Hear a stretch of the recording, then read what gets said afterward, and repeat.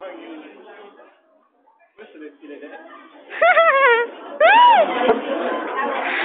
call me EB. Ha! Sing siring sing. Ha! Sing siring sing. Ha! Sing siring sing.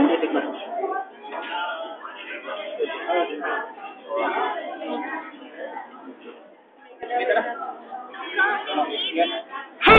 Sing siring sing. Atong tanawon kung pila jud ang kinadugayan ba? Malamoy naman. Malamoy naman.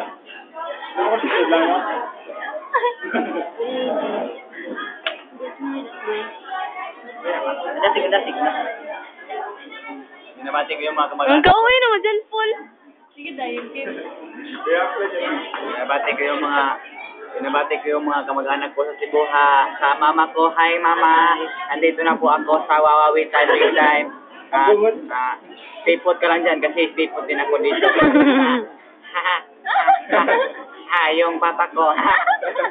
Papa. Stay-put ka din dyan. Kasi,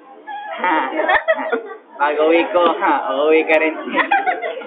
Papa, Wa ko'y sa sir. Opo. Opo, magbait ang bata ako. Opo. Magbait ang sasabi ko, ang papa ko ay lalaki. Ang mama ko naman, ang sasabi ang mama, ang mabait ang bata. Ang mabait ang bata, ang ibay. Tagana naman.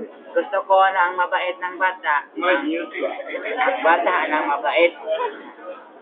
Tagana naman. Kuya Will, may bibigay sana ako ang iyo.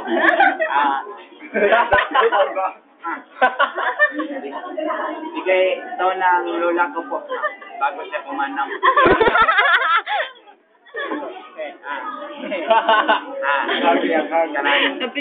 Bakit? Kuya Will, sabi ng lola ko, hug daw.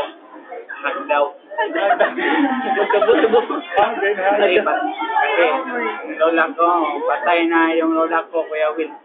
Bago siya matay, sabi niya sa akin, sumali daw ako para mamatay din ako.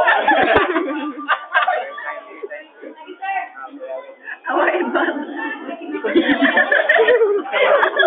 Nagkakaliot. Awa. Continue. Yun na nga po, ang talent ko po. Ang makain pa ako ng buko.